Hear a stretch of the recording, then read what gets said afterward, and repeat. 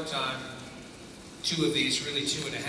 I had the privilege of being on the set for Ghost Protocol and watching Brad Bird go through this process. He's being humble. He wrote Ghost Protocol. He was uncredited.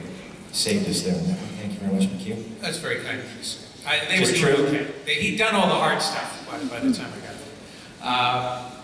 But what we did when we approached Rogue Nation was not try to top the other movie. It was more about trying to make a movie that was worthy of the franchise, and not thinking in terms of making it bigger and bigger, but really more about the story, focusing on that. The action tends to present itself, and we tend to come up with a relatively small idea.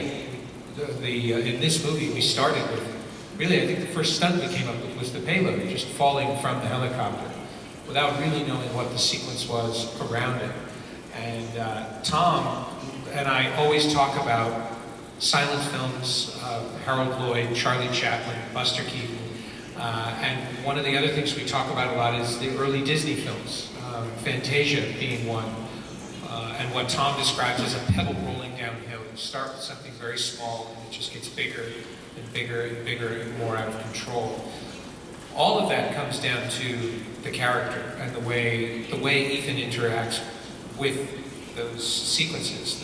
If there's any rule of Mission Impossible, it's that Ethan doesn't want to do the things that he's doing.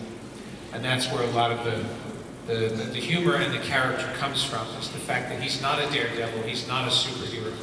And that's what I think makes him the hero that he is he does these things despite wanting to do them. 네, 알겠습니다.